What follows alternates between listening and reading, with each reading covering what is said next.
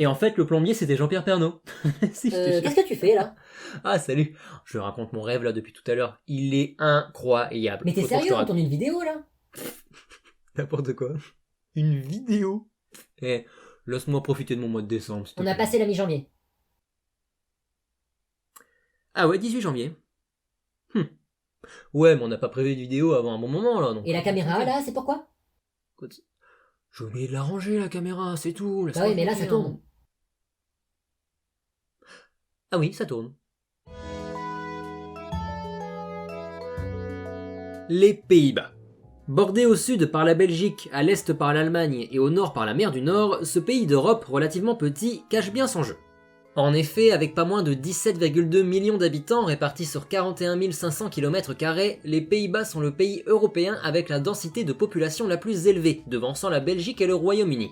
Si on prend pas en compte les micro-états de Monaco, du Vatican, de Malte et de Saint-Marin. Ah ouais, d'accord. Oui, bon bah je fais ce que je peux avec ce que j'ai, hein. Bon, à part ça, qu'est-ce qu'on peut dire sur les Pays-Bas? Pas grand chose? Beaucoup de choses, et c'est pour ça qu'aujourd'hui on démarre une nouvelle série de vidéos dans laquelle on va partir à la découverte de ce magnifique pays. Et qui dit premier épisode d'une série à la découverte d'un lieu, dit retraçage de l'histoire de ce lieu. Et donc, sans surprise, notamment parce que vous l'avez vu dans le jingle il y a 30 secondes, c'est ce qu'on va faire aujourd'hui.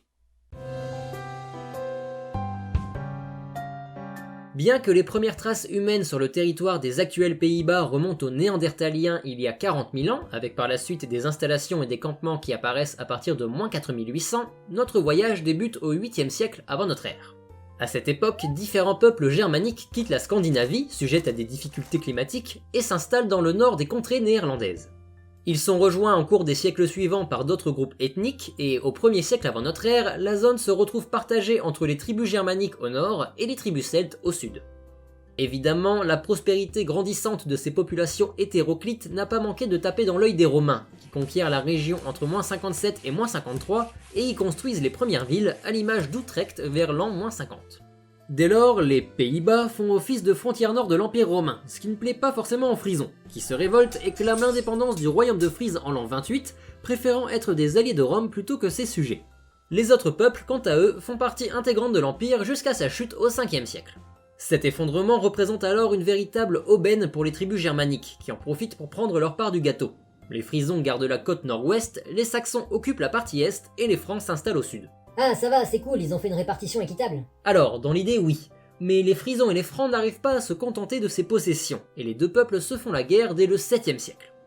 Les Mérovingiens finissent par l'emporter et annexent la Frise en 734, avant que l'Empire franc, désormais carolingien, ne s'agrandisse davantage avec la prise de la Saxe par Charlemagne à la fin du 8e siècle.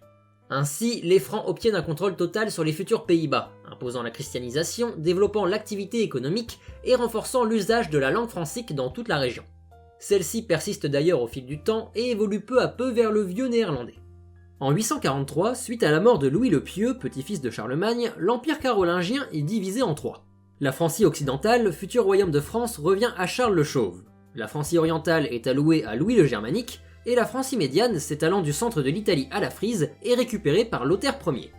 Malheureusement pour Lothaire, ça ne va pas durer, puisque la partie nord de son royaume subit des invasions vikings entre 840 et 880, avant d'être annexée par Henri Ier de Germanie en 925, étant ainsi intégrée au Saint-Empire romain germanique lors de sa fondation en 962. Ah ouais, il devait pas être content le roi. Ah non, d'ailleurs, il était même plus roi. Ouais, bah ouais. Et du coup, j'imagine qu'il a pu jeter sa cravate, le Lothaire.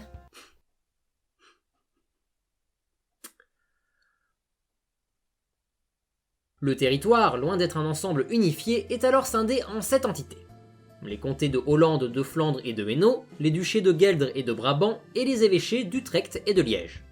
Dans les années qui suivent, les grandes villes prennent de l'ampleur et s'émancipent, profitant de leur avantageuse position au croisement de routes terrestres et maritimes. L'industrie, notamment drapière, alimentaire et métallurgique, se développe rapidement, et le moyen néerlandais, loin d'être une langue globale, est un ensemble de dialectes régionaux spécifiques à chaque province, renforçant les écarts entre les différentes entités. C'est ce cruel manque d'homogénéité qui finit ainsi par porter préjudice au Saint-Empire romain germanique, incapable d'établir une véritable unité au sein de la région. En effet, cette situation ne passe pas inaperçue chez les autres puissances européennes, et va même jusqu'à donner quelques idées à une éminente et influente famille bourguignonne. Le duché de Bourgogne a été fondé en 880 par Louis III et Carloman II lors du partage de l'Empire carolingien. Ayant vu se succéder de nombreux ducs depuis sa création, avec un passage remarqué des Capétiens de Bourgogne entre le XIe et le XIVe siècle, le duché passe aux mains des Valois en 1363. Philippe le Hardi, fils du roi Jean le Bon, se retrouve alors à la tête de ce qu'on appelle aujourd'hui les États bourguignons, même si à l'époque il avait bien le titre de duc de Bourgogne. En 1369, le roi de France Charles V parvient à convaincre Louis de Malle, comte de Flandre, de marier sa fille Marguerite au duc de Bourgogne. Par cette union, la Flandre est incorporée aux États bourguignons, devenant ainsi la première région néerlandaise à rejoindre les possessions des Valois. La première? Et oui, les Valois ne vont pas s'arrêter là. Par le biais de mariages, d'achats et d'héritages, Jean sans peur, Philippe le Bon et Charles le Téméraire, les successeurs de Philippe le Hardi, acquièrent progressivement les comtés, duchés et évêchés ayant auparavant appartenu à l'Empire carolingien et au Saint-Empire. On appelle désormais ces territoires les Pays-Bas bourguignons. Cependant, l'épopée des Valois-Bourgogne s'arrête subitement en 1477. En effet, suite à la mort de Charles le Téméraire, sa fille Marie de Bourgogne épouse Maximilien d'Autriche. Ce mariage engendre ainsi le partage des États bourguignons en deux. Le duché de Bourgogne revient à la couronne française et les Pays-Bas bourguignons passent sous le contrôle de la maison Habsbourg, devenant ainsi les Pays-Bas autrichiens. Et comme on ne s'arrête pas en si bon chemin, le successeur de Maximilien, Philippe le Beau, épouse en 1496 Jeanne de Castille, la fille du couple royal de Castille et d'Aragon, ajoutant ainsi l'Espagne aux États contrôlés par les Habsbourg. En 1500, les jeunes époux donnent naissance à Charles Quint. Celui-ci devient duc de Bourgogne suite au décès de son père en 1506, roi de Castille, d'Aragon, de Naples et de Sicile en 1516, puis empereur du Saint-Empire 3 ans plus tard en 1519. Plutôt sympa comme ascension. Au cours de son règne, Charles Quint entreprend la conquête de plusieurs provinces néerlandaises qu'il rattache aux Pays-Bas autrichiens. Cette campagne s'achève en 1549 avec la Pragmatique Sanction, un édit qui officialise la formation d'un nouvel État regroupant 17 provinces et près de 2 millions de personnes. Du coup, il les a appelés comment? Les Pays-Bas de Charles Quint? Les Pays-Bas quintifiés? Non, les 17 provinces. Ah d'accord. Ouais. Contrairement à ce qu'il s'est passé quelques siècles plus tôt, les 17 provinces forment un ensemble, un bloc uni et soudé.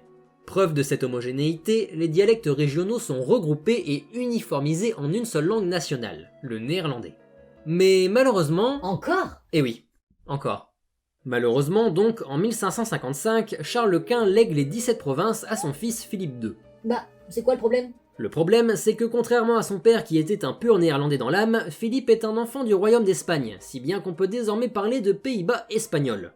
Il est donc facile d'imaginer la consternation au sein des provinces, en partie protestantes, lorsque l'on y voit arriver un nouveau monarque fervent catholique, ne parlant pas le néerlandais et souhaitant centraliser son pouvoir autour de l'Espagne. La situation, alors tendue, s'envenime davantage lorsque Philippe II met en place l'Inquisition afin de lutter contre l'hérésie protestante. La persécution fait rage pendant plusieurs années, obligeant en 1566 la noblesse néerlandaise à demander officiellement à Marguerite de Parme, demi-sœur de Philippe II et gouverneur des Pays-Bas espagnols, de mettre fin à l'Inquisition. Loin d'être écoutés, les Néerlandais voient leur demande être qualifiée de requête de gueux. Il n'en faut alors pas plus pour déclencher une véritable rébellion, que les insurgés, menés par Guillaume d'Orange, nomment eux-mêmes la révolte des gueux. En 1568, deux soutiens importants de Guillaume d'Orange, les comtes d'Egmont et de Horn, pourtant catholiques, sont mis à mort sur la Grand Place de Bruxelles. Cette double exécution finit alors de convaincre l'ensemble des Pays-Bas de la nécessité de se soulever et de se rallier à la cause de Guillaume d'Orange, qui est alors nommé Stadhouder de Hollande, de Zélande, de Frise et d'Utrecht. C'est le début de la guerre de 80 ans. En 1579, après une dizaine d'années de violence, le conflit prend un tournant majeur. Certaines provinces du Sud, catholiques, affirment leur loyauté envers la couronne espagnole en signant l'Union d'Arras le 6 janvier. En guise de réponse, cette province du Nord, protestante, proclame quant à elle l'Union d'Utrecht le 23 janvier, rejetant ainsi l'autorité de tout monarque étranger. Les provinces du Nord déclarent formellement leur souveraineté 2 ans plus tard, le 26 juillet 1581, en ratifiant l'acte de la Haye, proclamant ainsi l'indépendance de la République des Provinces-Unies. Pour celle-ci, malgré une guerre qui se poursuit jusqu'en 1648 pour que l'Espagne reconnaisse enfin sa légitimité, cet épisode amorce le début d'une période de prospérité extraordinaire, tant par son ampleur que par sa longévité, le siècle d'or néerlandais. Mais ça, ce sera pour une prochaine fois. Quoi? Comment faire pour ne pas rater la sortie du prochain épisode et même de toutes mes futures vidéos? Eh ben c'est très simple, il suffit de vous abonner et d'activer la petite cloche. C'est rapide, gratuit, et comme ça vous avez une notification à chaque publication sur la chaîne. Comme d'habitude, si la vidéo vous a plu, faites-le moi savoir en laissant un like, un commentaire et en la partageant à vos amis. Et suivez-moi sur les réseaux sociaux pour ne rater aucune actu. En attendant, nous on se retrouve dans 3 semaines pour une prochaine vidéo. Allez, c'était l'Explorator, à plus tard.